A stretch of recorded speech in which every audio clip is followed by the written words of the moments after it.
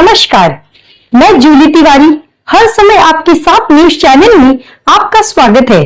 तो चलिए नजर डालते हैं आज के कुछ मुख्य समाचारों पर। मंत्रालयामध्ये सुद्धा एवढी मोठी कॅबिन असते, एवढी मोठी कॅबिन तुम्ही बघत असाल इथं तोडफोड करून ही बनवण्यात आलेली आहे।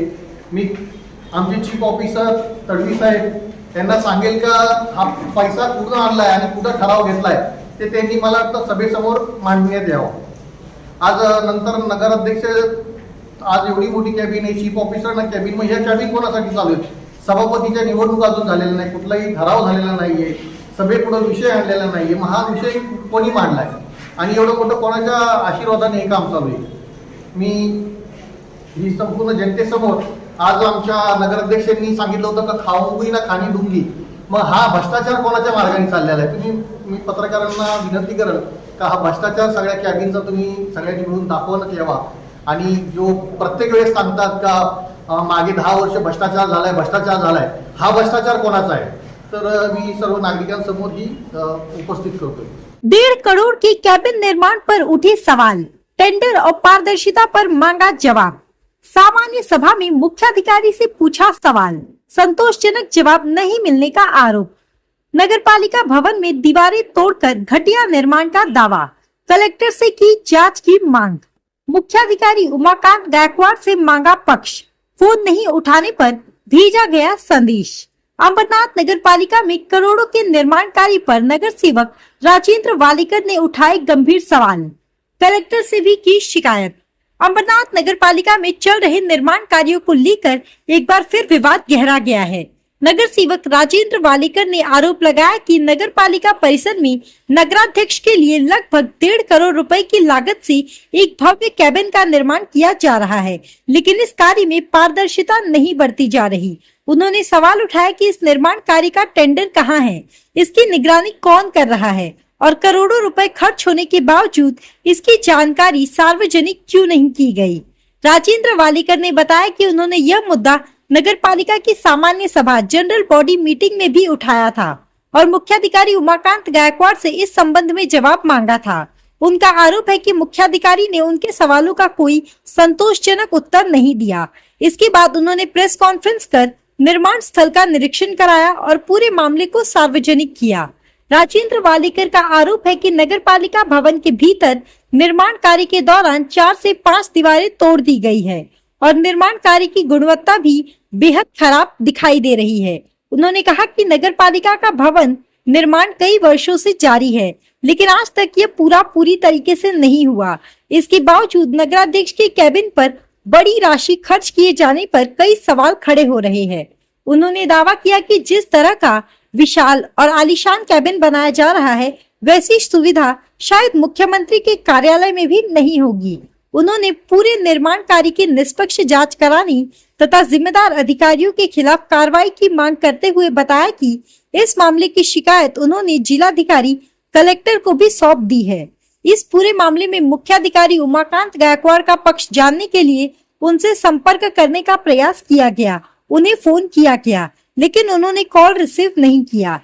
इसके बाद उन्हें संदेश भेजकर अपना पक्ष रखने का अवसर दिया गया है। उनका जवाब प्राप्त होने पर उसे भी प्रमुखता से प्रकाशित किया जाएगा। मागे नगरपालिकेचं आमचं ओपनिंग झालं, परंतु आज तुम्ही बघत असाल वरती अनाज बांधकाम चालू आहे। एक स्लॅब सुद्धा कोसळला त्याचा, जो बघितला असाल। आज नगरपालिकेची परिस्थिती अत्यंत वाईट झालेली, संपूर्ण गळते नगरपालिका।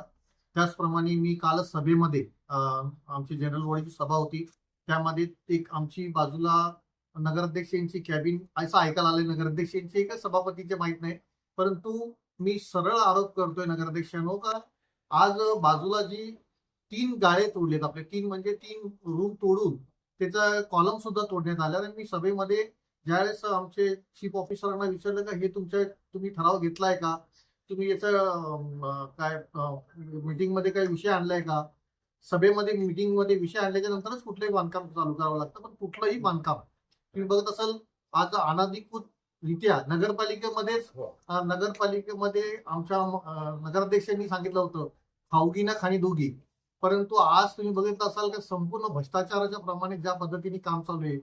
आज बघत असाल तुम्ही बाजूला तुमची मी पाणी दौरा सुद्धा करतो, 3 रूम तोडले, 3 रूम तोडून त्याच्यामधले कॉलम तोडले, सिलिंग तोडले, आमचे चीफ ऑफिसरांना विचारलं ते बद्दल मला माहित नाही, तडवी साहेबांना विचारलं तर बद्दल मला माहित नाही. आम्ही कुठल्याही सभेपुढे हा ठराव घेतलेला नाहीये, सभेपुढे कुठलाही विषय घेतलेला नाहीये. कुठली कॅबिन बनवताना किंवा कुठलं काम करताना एखाद्या सभेपुढे विषय आणायला लागतो, त्याचे मिनिट्स तयार व्हायला लागतात. हे सगळ्या गोष्टी कुठल्याही न करता 3 भिंती तोडल्या, 3-4 भिंती तोडून 3-4 हे तोडून त्यानंतर त्या कॅबिन बनवण्याचं अनाधिकृतरित्या काम चालू आहे.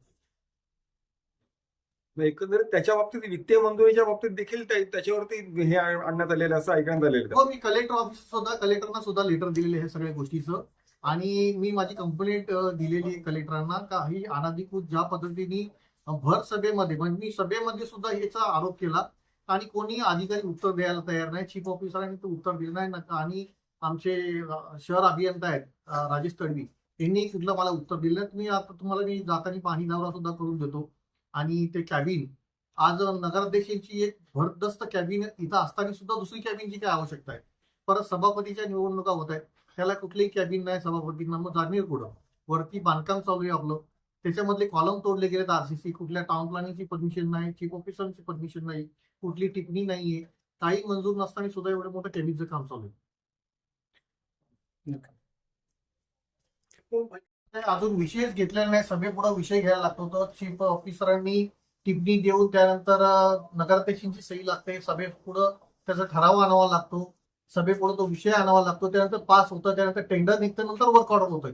परंतु असं कुठलंही त्याच्यामध्ये काय झालेलं नाहीये. अनाधिकृतरित्या एक कॉलम तोडून, भिंती तोडून त्यानंतर काम चालू आहे. ते मला वाटतं तुम्ही पत्रकारांनी सुद्धा जाऊन बघावं.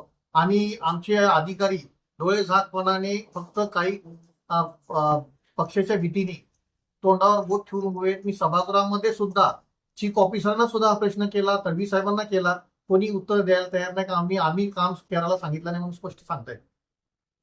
या दालनासाठी एकंदरीत अंदाजे किती खर्च करण्यात येणार होता? असं ऐकायला आलं का 1.5 कोटी खर्च अपेक्षित आहे. परंतु सभेमध्ये विशेष पास नसताना सुद्धा मग हा खर्च करतोय कोण नक्की, हा मोठा प्रश्न आहे. आणि मी मागे नगराध्यक्षांना सुद्धा हा प्रश्न विचारला, नगराध्यक्ष सुद्धा यांनी काही उत्तर दिलेलं नाही. नगराध्यक्षांची कॅबिन जर बाजूला आहे, चीफ ऑफिसरांची कॅबिन बाजूला आहे, त्यांनी जाऊन पाणी दावा केला पाहिजे. तुमची भिंत कोण तोडतोय, तुमचे कॉलम कोण तोडतोय, तुमचे सिलिंग कोण तोडतोय. त्यामध्ये ज्या जुन्या एसी बसवल्या होत्या तिन्ही कॅबिनमध्ये, तिन्ही कॅबिनच्या एसी गायब आहेत, फर्निचर गायब आहेत. मग इथले वॉचमॅन आणि हे सुद्धा काय करतायत? या संबंधित तुम्ही कुठे तक्रार केलेली आहे? हो, कलेक्टर ऑफिसला मी याची तक्रार केलेली आहे. कलेक्टर साहेबांना तक्रार केली, त्याचंही पत्र मी तुम्हाला देईन. काहीतरी असं ऐकायला आलेलं का 1.5 कोटीचं बजेट आहे असं ऐकायला आलेलं आहे. परंतु एकही त्याचा ठराव नाही, त्याच्यानंतर कुठला त्याची विषय पास नाहीये, कुठला सभेमध्ये ठराव आणलेला नाही, काहीच आणलेलं नाहीये. तो आज के लिए बस इतना ही. कल फिर मिलेंगे इसी समय इसी चैनल पर.